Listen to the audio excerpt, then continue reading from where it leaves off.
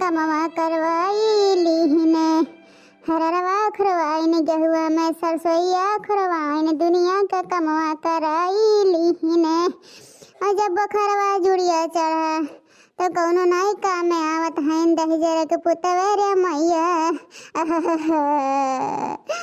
अरे हमार माई तना पिरात बाटे दहिया रे बपाई। बखरवा के मारे अखिया अखिया उठियाई गए बाटे रे बापा। इतना जुड़ी लागत बारे मोरी मैया ओ। अरे हमारा राम हो इतना ही मतिया नाई बाटे की जाई के दवैया उधार बाड़ी ले आई। अरे बनवरिया दस जरग पुतवा ऊपर से मारत गरियावत बाटे।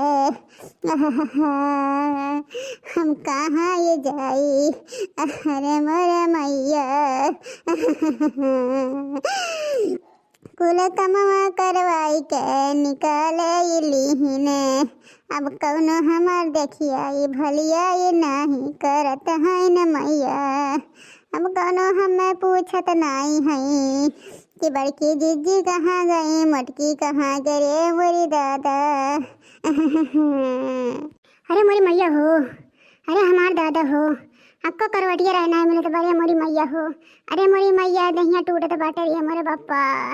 अरे माई हो अरे हमार भैया हो अरे हमार बाऊ हो।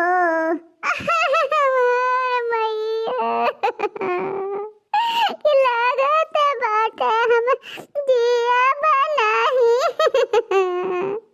अपने अम्मा बाऊ के अखिया ये देखत तरसत रह जाई। अरे हमार बापा हो अरे हमार माई हो अखिया ला तो बल्ले से निकल जाई। इतना बुखार चढ़त बाटे रुकत नहीं बाटे रे बपाई। दहिया दहाने खा खलात बा ठीक है। अरे मोरे बापा हो अरे हमारा मामा हो। अरे ददई कौनो है रे घरा में। अरे झिनकुआ का बापा अरे झिनकुआ का बापा रे हम मर जात है बचा ले रे झिनकुआ का बापा दही जरग पुतवा। अरे ये बुढ़िया बुढ़िया कहाँ है रे। अरे ये लड़की देखना ही रे कौनो है यो घरा में कि मर मिट गया रे दादा। अरे है बहनी हमार गोड़वा बड़ा टूटत बा बहनी सार देते। अरे मोरी मैया हो कौनो के दवाइया मंगा दे रे हमार बहनी न तो हम मरे जाबे।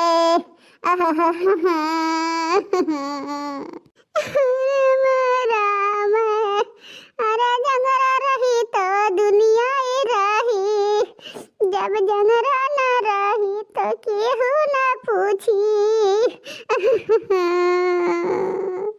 अरे हमारी अम्मा अब तो हमके लेके जा तू रे बपाई हमारी अम्मा हो।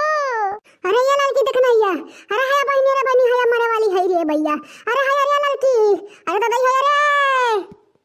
हाँ? अरे हमारे जीजी तुम्हें कहा है गे दादा हमारे जीजी कहाँ है इतना पीकत हो चिल्लाता हो जीजी। अब बहन के हम सुनत है तो जुड़ते आवत है हमारे जीजी हो कहा है गे तू दादा। हाँ हमारे जीजी कहा है गे दादा तू कहा है गे बहन कलिया परसों हरियर और अरे खा रहे आज कहा है हमारी जीजी हो। अरे हमारा बहनी अरे जो खमवा बखरवा खसिया ई जुड़िया ई चापे बददई। अरे कहने बनवरिया से दवाइया ला दे कहा तो दवाई का करबो से ठीक हो जाई रे मई मैया रे